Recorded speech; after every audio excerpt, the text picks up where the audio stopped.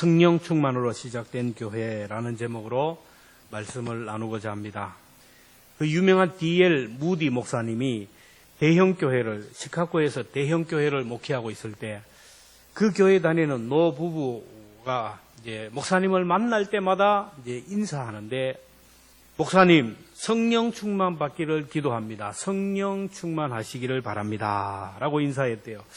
처음에 이 말을 들을 때 참 기분이 상하고 마음에 거슬렸다는 거예요. 내가 그러면 성령 충만하지 않는단 말인가? 저 부부가 올 때 내가 성령으로 충만하지 않는 부부로 보이는가? 이렇게 큰 교회를 내가 목회하고 있는데, 그러면서 속으로 당신들이나 성령 충만을 받으라 그랬다라는 거예요. 근데 시간이 지날수록 자꾸 속에서 이상한 음성이 들려옵니다. 나는 과연 성령 충만한 사람인가? 성령으로 충만해서 내가 목회를 하는가? 아니면 인간적인 열심으로 목회를 하는가? 나는 과연 주님의 일을 하는가? 내 일을 하는가? 이런 생각이 들으는 거예요. 그러다 보니 내 내면의 모습이 들여다 보이는데, 내가 뭔가 주의 일을 하지만은 영적인 기쁨도 잃어버리고, 어려움을 만나면 한숨 쉬고 걱정하고 불평하는 자기 자신의 모습을 발견합니다. 뭔가 내 속에 채워지지 않는 그 모습을 발견했다라는 거예요. 어느 날 하나님 앞에 엎드려 기도하는데 자기도 모르게 하나님, 나에게 성령 충만을 주옵소서라는 기도가 나오는 거예요. 그렇게 기도가 나오는데 마음이 울컥거리면서 눈물이 쏟아집니다. 목사이지만 저에게 성령 충만을 달라고 기도해 본 적이 처음이에요. 이후로 그는 성령 충만을 사모하고 성령 충만을 간구하는 기도를 시작했어요. 다른 기도는 하지 않았어요. 길을 가면서도 언제나 하나님 나에게 성령의 충만함을 달라고 기도했습니다. 저를 위해서가 아니라 우리 교회를 위해서 성령 충만을 주시고, 우리 사랑하는 성도들을 위해서 성령 충만을 주시고, 우리 가정을 위해, 우리 자녀들을 위하여, 내가 만나는 사람들을 위하여 성령 충만하게 해달라고 기도했다는 거예요. 그런데 어느 날 길을 가다가 기도하고 싶은 마음 불같이 일어나요. 우리가 어떤 일을 하다가 막 기도하고 싶은 마음이 불같이 일어날 때가 있잖아요. 그래서 이 사람은 막 기도하고 싶은데, 그래서 가장 가까운 친구가 있는 집에 들어가서 문을 열고 들어가 잠그고 나서 하나님 앞에 기도하는데, 그 순간에 불같은 성령이 임했어요. 무디 목사는 성령 충만을 받고 시카고에뿐만 아니라 전 세계적으로 유명한 목회자가 되었어요. 저도 저를 위하여 기도할 때 성령 충만하게 해달라고 기도하면 너무너무 감사해요. 이처럼 큰 복이 없는 거예요. 다른 것이 필요 없어요. 성령으로 충만하면 모든 것이 가능하게 돼요. 그래서 우리는 자녀들에게도 성령 충만을 받아라. 그리고 오늘 나 자신도 하나님 앞에 성령 충만을 구해야 돼요. 여러분, 성령 충만하지 않는 삶은 마치 코드가 빠진 전자제품과 같고 엔진이 꺼진 자동차와 같아요. 세상에서 가장 힘든 일이 뭐냐면 성령 충만 받지 않고 목회하는 거예요. 세상에서 가장 못할 짓이 성령 충만하지 않고 신앙생활을 하는 거예요. 그래서 유럽에서 우리 목사들에게 가장 큰 욕은 성령 충만하지 않고 목회하세요. 성도들에게 가장 큰 욕이 뭐냐면 성령 충만하지 않고 신앙생활을 하라는 거예요. 그래서 예수님이 하늘로 승천하기 전에 사랑하는 제자들을 모아놓고 얘기합니다. 너희는 가서 전도하라. 너희들은 가서 말씀을 전하라. 그지 않고 먼저가 뭐냐면은 성령을 기다리라는 거예요. 사도행전 1장 4절에 보면 예루살렘을 떠나지 말고 내게 들은 바 아버지께서 약속하신 것을 기다리라. 성령을 기다리라. 성령을 사모하고 성령 충만을 받으라는 거예요. 성령 받지 않고는 아무 일도 할 수 없기 때문에 그래요. 그래서 수많은 사람들이 그 순간부터 성령 충만을 기도했어요. 그런데 기도가 그렇게 쉽겠습니까? 한 주가 기도해도 아무런 감동이 없어요. 2주가 기도해도 감동이 없고 3주 해도 감동이 없고, 그럴수록 사람들은 떠나가기 시작합니다. 500명 되는 사람들이 점점 떠나갑니다. 3주가 지나니까 한 300명 모이고 4주, 5주, 6주, 7주가 지나가는 거예요. 7, 7이 49, 49일이 되는 그때까지 남아있던 사람이 120명이에요. 마가의 다락방에서 성령 충만을 구할 때 거기에 성령이 임하면서 방언을 받고 예언을 하고 거기서부터 교회가 시작이 되었어요.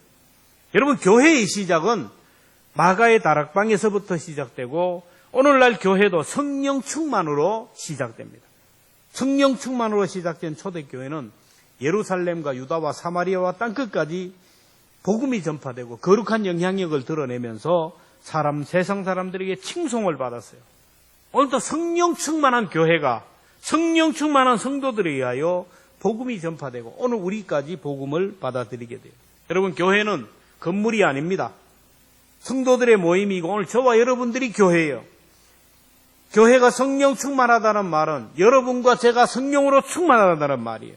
성령 충만하지 않는 교회, 성령 충만하지 않는 성도들은 요란하지만 능력이 나타나지 않아요. 경건의 모양은 있지만 경건의 능력이 나타나지 않습니다. 입술로는 주여 주여 하면서 삶의 열매가 없고 순종이 없어요. 모양은 화려하지만 열매가 없어요. 성령 충만하지 않는 교회는 이 조화와 같아요. 성령 충만하지 않는 교회와 성도들. 여러분, 조화가 생화보다 더 화려하고 더 정교하고 그래요. 근데 그 조화에는 여러분 향기가 없습니다. 나비와 꿀벌이 날아들지 않아요. 성령 충만한 교회와 성도는 화려하지 않아요. 아름다워 보이지 않아요. 그러나 향기가 납니다. 거기에 꿀벌이 모이고 나비들이 몰려와요. 열매가 맺힙니다. 에베소 교회가 그래요. 에베소 교회는 바울이 세운 교회인데 바울의 뒤를 이어서 그 유명한 아볼로 목사님이 목회를 했어요. 스펙이 대단합니다. 배운 것도 많고 언변도 좋고 행정도 달인이고 누구에게도 지지지 않는 그런 교회였어요. 근데 바울이 볼 때 그 교회에 능력이 나타나지 않아요. 경건의 모양이었는데 경건의 능력이 없어요. 화려하고 대단하고 한 것 같은데 들어가 보면 역사가 나라네요. 그래서 바울이 에베소 교회에 와서 묻습니다. 사도행전 19장 2절 이하에 보면 너희가 믿을 때에 성령을 받았느냐 물으니까 그건 뭐랍니까? 우리는 성령이 계심도 알지 못하였노라. 바울이 이르되 그러면 너희가 무슨 세례를 받았느냐? 대답하되 요한의 세례입니다. 여러분, 에베소 교회는 요한의 세례만 받았어요. 다시 말하면 오늘로 얘기하면은 물 세례만 받았어요. 목사가 주는 성부와 성자와 성령의 이름으로 세례를 물 세례만 받았지 불 세례를 성령 세례를 몰랐어요. 그래서 바울이 성령에 대한 설교를 하고 안수하며 기도하자 성령이 강력하게 임하였고 아볼로 목사가 능력 있는 사역자가 되었어요. 예수님이 이 땅에 오셔서 말씀하신 것 딱 두 가지입니다. 첫째는 주 예수를 믿으라. 사도행전 16장 31절 주 예수를 믿으라 그리하면 너와 내 집이 구원을 받으리라. 그 다음이 성령 받으라는 거예요. 요한복음 20장 21절 이하 같이 봅니다. 예수께서 또 이르시되 너희에게 평강이 있을지어다. 아버지께서 나를 보내신 것 같이 나도 너희를 보내노라. 이 말씀을 하시고 그들을 향하여 숨을 내쉬며 이르되 성령을 받으라. 예수님이 오셔서 하신 말, 첫째는 예수를 믿으라. 둘째는 성령 받으라는 거예요. 성령 받으면 주님보다 더 큰 일을 할 것이라는 거예요. 요한복음 14장 12절에 나를 믿는 자는 내가 하는 일을 그도 할 것이요 또한 그보다 큰 일도 하리니.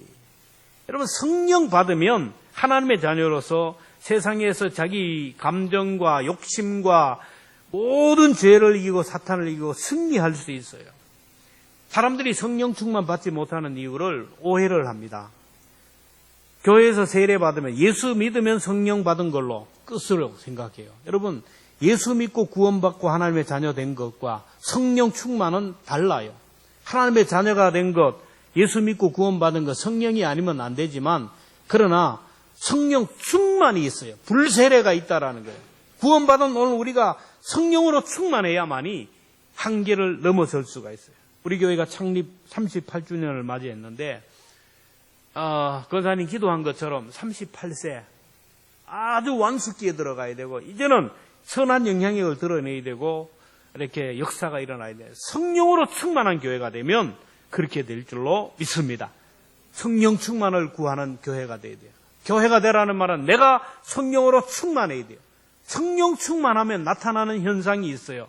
12절 하반절에 보면 사람이 다 마음을 같이하여 솔로몬 행각에 모이고, 그 다음에 14절에 보면 믿고 죽기로 나오는 자가 더 많으니 남녀의 큰 무리더라. 성령 충만하면 모이는 일에 힘써. 이상하죠? 교회 이렇게 가물에 콩 나오듯이 이렇게 하는 사람도 성령으로 막 충만하면 교회에 시간마다 모여요.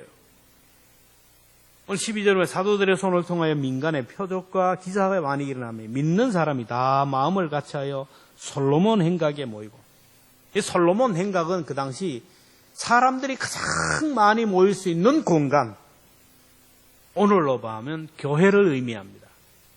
여러분, 지역마다 사람들이 가장 많이 모이는 공간이 거의 교회라고 보면 돼요. 초대교회 성도들이 성령으로 충만하자 교회에 모이기 시작했어요. 사도행전 2장 46절에 보면 날마다 마음을 같이하여 성전에 모이기를 힘쓰고 집에서 떡을 떼며 기쁨과 순전한 마음으로 음식을 먹고, 그 다음에 2장 47절에 보면 하나님을 찬미하며 또 온 백성에게 칭송을 받으니 주께서 구원받는 사람을 날마다 더하게 하니라. 성령 충만을 받으면 제일 먼저 변화 일어나는 것이 교회가 좋아요. 교회 모이기를 좋아하고 자꾸 교회 가는 걸 좋아해요. 이 성령 충만한 교회는 집회 때마다 사람들로 꽉꽉 찬다라는 거예요. 초대교회는 솔로몬 행각에 모이기를 힘썼다 하는데, 이 모임은 오늘의 교회 모임과는 질적으로 달라요. 솔로몬 행각이 어떤 곳입니까? 예수님이 들어가서 양과 소와 이런 비둘기 파는 자들을 쫓아내고 돈 바꾸는 자들을 쫓아내며 성전 청결을 했던 것이 바로 솔로몬 행각.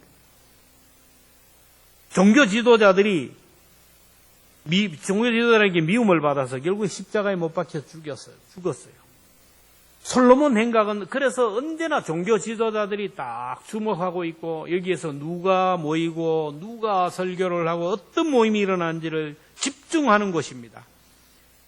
예수를 십자가에 못 박아 죽이고 그 잔당들을 다 잔해하려는 명령이 떨어진 상황 속에서 솔로몬 행각에 모인다라는 것은 위험한 일입니다. 그런데 그들은 모일 때 눈치 보지 않았어요. 숨어서 모이지 않았습니다. 비밀리에 모이지 않고 공개적으로 모임을 가졌다. 성령 충만하면 어떤 핍박이 와도, 어떤 고난이 와도, 어떤 시련이 와도 성전에 모이기를 힘써요. 코로나를 인하여 교회들이 반토막이 났어요. 안동 지역은 그래도 양호합니다. 우리 동기들 모임 막 돌아보면 서울, 경기도 보면 교회가 반토막이 나요. 오후 예배가 안 돼요. 수요일 기도회가 안 돼요. 사람들이 안 모입니다. 교회 학교가 문을 닫고 개척교회가 문을 닫아요. 왜 그렇게 되었을까요? 성령으로 충만한 교회는 그래도 모이기를 힘써요. 모임이 이루어집니다. 근데 그렇지 않는 많은 교회들은, 무늬만 교회고 그냥 그런 교회들은 다 사라져요. 바람을 한번 불어보니까 다 날아가고 말아요. 성령 충만한 교회는 어떤 상황 속에도 모이기를 좋아합니다. 예배하고 찬송하고 기도하고 성도들을 섬겨요. 아무리 바빠도 모이기를 힘써요. 교회에 자꾸 나오고 싶은 사람은 성령 받은 사람이에요. 자꾸 교회 가기 싫다라는 것은 성령이 내게서 소멸되어 간다라는 거예요. 이렇게 성령 충만한 사람은 다른 사람을 자꾸 겉면하여서 끌어당기기를 좋아해요. 히브리서 10장 24절을 읽어보면 서로 돌아보아 사랑과 선행을 격려하며 모이기를 피하는 어떤 사람들의 습관과 같이 하지 말고 오직 권하여 그날이 가까움을 볼수록 더욱 모이기를 힘쓰라. 성령 충만한 사람이 있으면 혼자 안 모여요. 다른 사람을 자꾸 끌기 때문에. 그래서 교회가 날마다 모이는 자의 수가 많아지는 거예요. 우리 교회도 저와 여러분들도 성령으로 충만하여서 우리 모이기를 힘쓰고 또 많은 사람들을 건면하여 이 예배의 자리가 꽉꽉 찰 수 있기를 주님의 이름으로 축복합니다. 둘째로 성령 충만하면 칭찬을 받아요. 13절에 보면 그 나머지는 감히 그들과 상종하는 사람이 없으나 백성이 칭송하더라. 초대교회 성도들이 막 성령으로 충만하니까 사람들이 막 교회와 성도들을 두려워했어요. 저도 신학교 때 이제 기도원에 갔는데 금요일에 저녁에 철회를 하잖아요. 막 주여 삼창하고 그다음 주여. 안동 지역은 주여를 그냥 주여. 그런데 안 그래요. 원래는 막 주여. 아주 막 소리를 질러야 돼. 근데 막 기도하는데 옆에 사람이 막 입이 다다다다다다다 그러면서 막 방언을 하고 방방 뛰고 하면은 막 겁이 나가지고 막 도망을 갔습니다. 막 옆에 사람이 막 이렇게 하면 겁이 나가지고 도망을 내는 거예요. 겁이 나는 거 상종하지 없는 거예요. 오늘 초대교회 성도들이 막 성령으로 충만하니까 감히 그 영적 권위에 눌려가 옆에 가는 사람이 없었어요.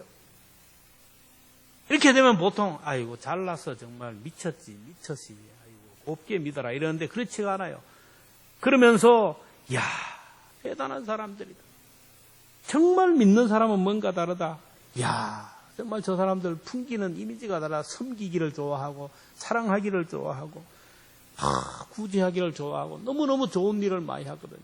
이 성령 충만하면 이런 영향력이 드러난다라는 거예요. 오늘 우리들에게 위로부터 성령으로 충만함이 임하면 그 순간부터 우리는 사람들에게 감동을 주어요. 나비가 몰려옵니다. 꿀벌들이 몰려옵니다. 목사가 목사다우면 사람들에게 칭찬을 받고 성도가 성도다우면 칭찬을 받게 돼요. 우리 하나님의 자녀의 정체성, 우리 직분자의 정체성을 가지고 살아가면 빛과 소금으로 향기를 바라면 세상 사람들에게 칭찬을 받아요. 정체성을 잃어버리는 순간 세상 사람들에게 손가락질을 당합니다. 코로나로 인하여 교회가 손가락질을 당한 이유가 뭡니까? 정체성을 잃어버리기 때문에. 그래서 주님은 말합니다. 너희는 세상의 소금이다. 소금이 제맛을 잃으면 무엇으로 짜게 하리요? 다만 밖에 버려져 사람에게 밟힐 뿐이라. 손가락질을 당하는 그런 일이로. 자녀들이 가정에서 서로 사랑하고 서로 이렇게 막 이렇게 하면 이웃 사람들이 막 칭찬을 하잖아요. 그 부모를 칭찬합니다. 그 자녀들을 칭찬해요. 그런데 모일 때마다 물고 뜯고 싸우고 막 이러면 부모가 욕을 얻어먹어요. 자녀들이 욕을 얻어먹어요. 하나님의 자녀들이 교회 안에서 자꾸 허물을 덮어주고 서로 사랑하고 막 이렇게 살아가면 세상 사람들이 야 하나님의 자녀들은 뭔가 다르다. 그래. 여러분 성령을 부르는 소리가 있고 사탄을 부르는 소리가 있어요. 무당 구설하는 거 가보면 귀신을 부르는 소리를 해요. 막 북을 탕탕탕탕 치면서 막 무당이 막 주문을 외우면서 하다 보면 귀신이 임하잖아요. 귀신을 부르는 소리가 있어요. 성령을 부르는 소리가 있어요. 여러분 우리도 오늘 여기에서 귀신을 부르는 소리를 하면 안 돼요. 불평을 하고 원망을 하고 막 누구를 욕을 하고 비판하고 이거는 귀신을 부르는 거예요. 여러분 앉아가지고 막 누구를 욕을 하고 비판하고 해보세요. 마음이 좋아요? 불편해요. 왜? 지금 귀신이 내게 왔기 때문에 그래요. 귀신을 부르지 말고 성령님을 부르는 소리를 해야 돼요. 오늘 우리가 예배 자리에 와서 찬송하는 것은 성령님을 부르는 소리예요. 기도하는 것은 성령님을 부르는 소리입니다. 조미 감사 운동. 아침에 일어날 때마다 매 순간순간마다 좋습니다. 내가 누군가의 잘못을 하면 미안합니다. 뭔가 감사한 일이 있으면 감사합니다. 사랑합니다. 이거 뭐냐 하면은 성령님을 부르는 소리예요. 이 조미 감사 운동만 잘하면 여러분 악한 영이 오늘 우리 속에 들어오지가 않아요. 내가 성령의 사람인지 아니면은 사탄에게 이끌리는 사람인지를 보면 입술을 보면 알아요. 자꾸 입술이 무엇가 나오느냐 중요해요. 성령을 받으면 제일 먼저 변화가 입술의 변화입니다. 입술의 변화. 사랑합니다. 사랑합니다라는 말이 나와요. 험담, 미움, 시기가 없어요. 성령 받은 사람은 우선순위가 분명합니다. 첫째가 하나님이고 둘째가 사람이고 셋째가 물질입니다. 첫째가 하나님이에요. 둘째가 사람입니다. 그 다음이 물질이에요. 근데 그렇지 않는 사람들은 첫째가 물질이에요. 그 다음이 사람이고 그 다음이 하나님이에요. 오늘 우리의 삶의 우선순위를 한번 생각해 보세요. 초대교회는 성령 받고 나니까 하나님질 모여서 날마다 모이기를 힘쓰고 모여서 하나님을 예배하고 찬송하고 그리고 가지고 있는 재산들을 다 풀어서 가난한 자들에게 나눠주고 그래요. 초대교회 성도들이 사람들에게 칭송을 받았다. 오늘 우리도 우리 가정에서 우리가 속하는 곳에서 사람들에게 칭송받는 그런 믿음의 삶을 살아갈 수 있기를 주님의 이름으로 축복합니다. 마지막으로 성령으로 충만하면 간증거리가 생겨요. 간증거리. 오늘 15절에 보면 심지어 병든 사람을 메고 거리에 나가 침대와 요 위에 누이고 베드로가 지날 때에 혹 그의 그림자라도 누구에게 덮일까 바라고 성령 충만한 베드로에게 막 하나님의 능력이 나타났어요. 저도 막 이런 능력이 나타났으면 좋겠어요. 이 병자들이 막 몰려왔는데 이 감당이 안 되는 거예요. 막 수많은 병자들이 다 몰려오지 않아요. 서울에 막 대학병원 가보세요. 막 안동에서 뭐 좀 이상이 있어서 가면 막 빨리 막 가면 좋은데 가봐야 2주 후에 또 하고 나보다 더한 사람이 확 몰려요. 막 이 베드로의 기적이 일어나니까 막 사람들이 환자를 침대에 메고 와서 막 이렇게 놓고 베드로가 지나갈 때 그림자라도 덮일게 했어요. 왜 그랬을까요? 베드로의 그림자만 덮여도 질병이 고침을 받았기 때문에. 16절에 보면 예루살렘 부근에 수많은 사람들도 모여 병든 사람과 더러운 귀신에게 괴로움 받는 사람을 데리고 와서 다 나음을 얻으니라. 얼마나 큰 간증이에요. 이게 누워있다가 몸이 죽어가고 병들어 있는데 누워있다가 베드로가 딱 지나가면서 그림자가 싹 지나간 다음에 눈을 떠보니 깨끗하게 나음을 받아. 와, 얼마나 기적이에요. 막 간증입니다, 간증. 베드로도 간증거리가 생기고 보는 사람도 간증거리가 생겼어요. 우리 교회가 신앙의 유산 남기기를 하는데 예수님을 유산으로 남기는 게 아닙니까? 하나님을 유산으로 남기는 거예요. 예수님이 내 삶 속에 오셨다. 예수님이 내게 오셔서 일을 하셨다는 것을 사람들에게 말하는 게 간증입니다. 자녀들이 부모 속에 오신 예수님의 얘기를 들으면 그 자녀들도 예수님을 사모하고 갈급하지 않겠어요? 간증하는 분들의 간증을 들으면서 저분 속에 주님이 오셔서 저분을 저렇게 행복하게 하고 복되게 하셨다면 하나님 내 삶 속에도 오시옵소서 사모하며 기도하지 않겠습니까? 여러분 성령 받지 않고는 기적을 경험할 수 없고 간증거리가 생길 수 없어요. 예수님의 제자들이 3년 동안 예수님을 따라다녔어요. 3년 동안 동고동숙했어요. 요즘 수련회 3일 동안 2박 3일 이게 아니라 3년 동안 그래 했어요. 예수님을 믿고 하나님의 자녀가 되고 천국 백성이 됐어요. 그러나 그들은 성령 충만을 받지 못했기 때문에 한계가 있어요. 예수님이 체포되니까 제자들이 다 도망갔어요. 베드로도 도망갑니다. 예수님을 모른다고 3번이나 부인합니다. 가룟 유다는 예수님을 은30에 팔아버렸어요. 노예의 몸값으로 팔아버립니다. 예수님이 십자가에 못 박혀 돌아가실 때 십자가 밑에까지 섰던 제자들은 한 명도 없어요. 그들이 마가의 다락방에서 성령 충만을 사모하며 기도하다가 성령이 임하니까 두려움이 사라졌어요. 베드로가 한 번 설교하니까 3,000명, 5,000명이 회개했어요. 여러분 몇천 명 모이는 교회에 담임 목사는 만날 수가 없어요. 여러분은 언제든지 저를 만날 수 있다는 게 복인 줄로 여러분 아시기를 바랍니다. 몇천 명, 몇만 명 되는 교회는요 만나고 싶어도 못 만나요. 한 번 설교하면 3,000명, 5,000명 회개하고 돌아오는데 베드로가 개인적으로 사람 만날 수 있겠어요? 그 많은 사람들이 어떻게 안수를 하고 그 많은 사람들에게 어떻게 개인적으로 만나 기도할 수 있습니까? 만날 시간이 없어요. 감히 베드로를 만날 생각을 못해요. 왜? 아나니아와 삽비라 부부가 베드로에게 거짓말을 했다가 그 자리에서 즉사했거든요. 은혜 받고 나서 우리 전 재산 내 하나님 앞에 드리겠습니다 했는데 두 부부가 그렇게 서약하고 집으로 돌아가 보니까 자꾸 이제 본전 생각이 나는 거예요. 그래서 팔아서 반은 감춰놓고 남편이 이제 아내가 가서 이게 전부입니다. 베드로가 보니까 거짓말이에요. 왜 성령을 속이느냐? 그 자리에 죽었어요. 이 시체를 치우고 돌아오는데 남편이 또 와. 물어보니까 똑같이 얘기해. 둘 다 거짓말하다. 성령을 속이다 죽었거든요. 그런 베드로를 감히 만날 수가 없어요. 내 속에 뭔 생각을 하고 있는지 다 아니까. 그러니까 베드로에게 가까이 갈 수는 없는 거예요. 죽을까 봐. 그래서 베드로가 지나가는 곳에 그림자만 덮어도 나을 줄로 생각하고 환자들을 길가에 눕혀놓고 지나가기를 기다렸어요. 베드로가 지나가면 그림자를 보면 다 낫기 때문에 바울도 그랬어요.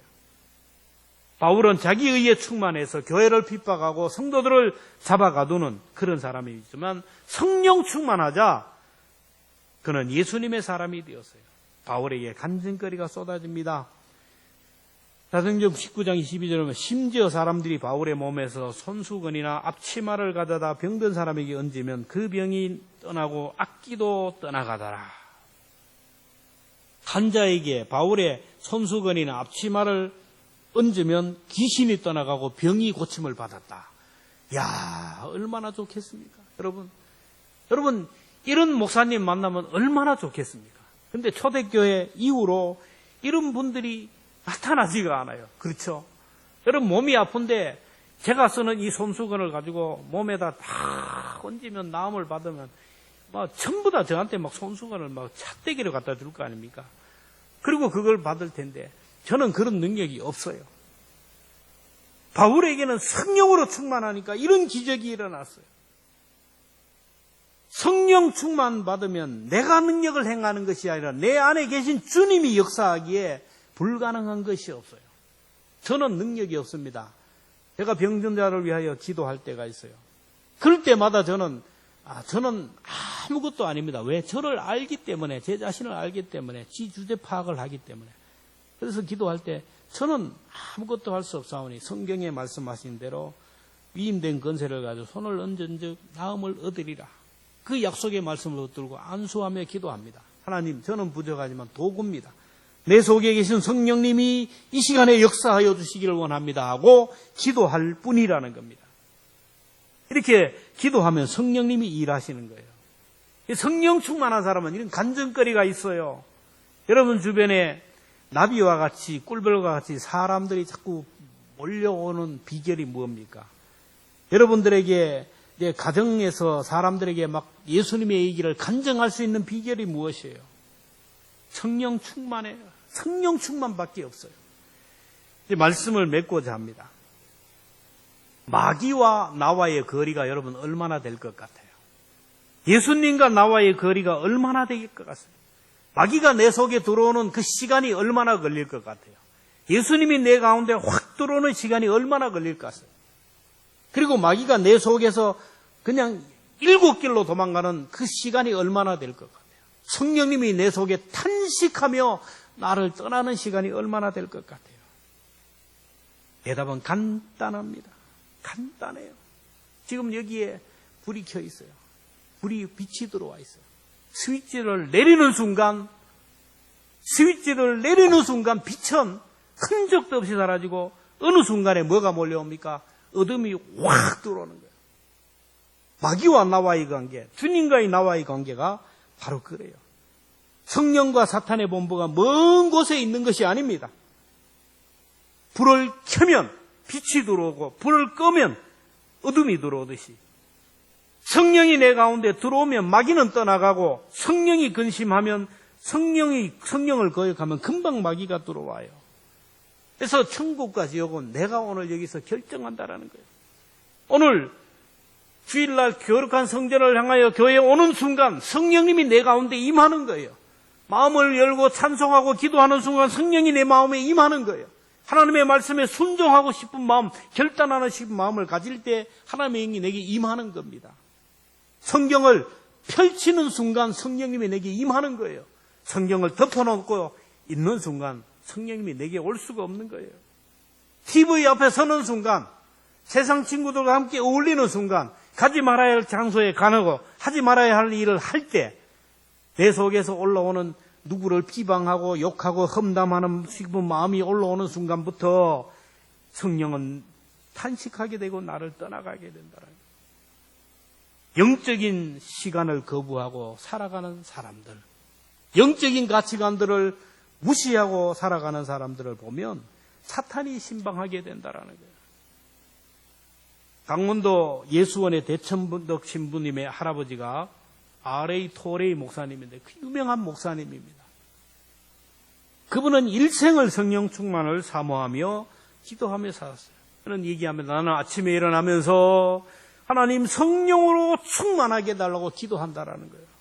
성령 충만을 도와주옵소서. 하나님 오늘도 성령으로 충만하지 않으면 오늘 하루 나는 자꾸 흔들리고 자꾸 넘어지고 나는 실패할 수밖에 없음을 하나님이 아시지 않습니까? 그러니 성령으로 충만하게 해달라고 기도.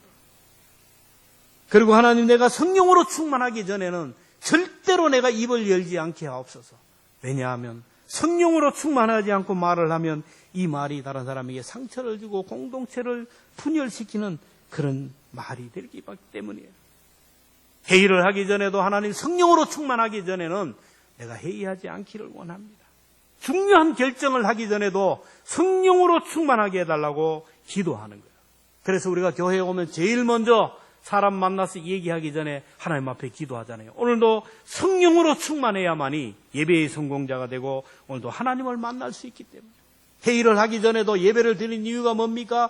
오늘도 성령으로 충만하지 않으면 이 회의 가운데 하나님의 뜻을 찾지 못하기 때문에 여러분이 어떤 가정에 방문을 해도 먼저 하나님 앞에 기도하는 이유가 뭡니까? 오늘도 여기에서 성령으로 충만해서 내 입을 통하여 내 삶을 통하여 이 가정에 은혜가 되기를 위해서 기도하는 것이 아닙니까? 근데 많은 사람들은 이 성령 충만을 사모하지 못해요. 자꾸 인간적인 방법으로 인간적인 생각으로 하기 때문에 문제예요. 저와 여러분들이 교회 창립 기념주일을 맞아서 우리 자신 내면을 한번 돌아보시길 바랍니다. 내 내면이 얼마나 기쁨으로 충만하고 감사로 충만하고 우리가 과거에 심었던 축복의 씨앗들, 우리가 열심히 교회를 사랑하고 성도를 사랑하고 했던 것들 풍성한 열매를 맺어야 되는데 성령으로 충만해야 되죠. 오늘 우리 함께 찬송할 텐데 183장 감으로 메마른 땅이 빈들에 마른 풀 바짝 말라있는 내 심령이 아닙니까? 성령 없이 살아가는 내 자신을 돌아보면서 하나님 나에게 성령의 충만함을 주시고 나를 위하가 아니고 내 자녀를 위해서 우리 가정을 위해서 우리 교회를 위해서 내가 만나는 사람들을 위하여 나에게 성령의 충만함을 허락하셔서 정말로 나를 통하여 하나님의 선하신 뜻을 이루게 해달라고 이렇게 기도하는 시간 될 수 있기를 바랍니다.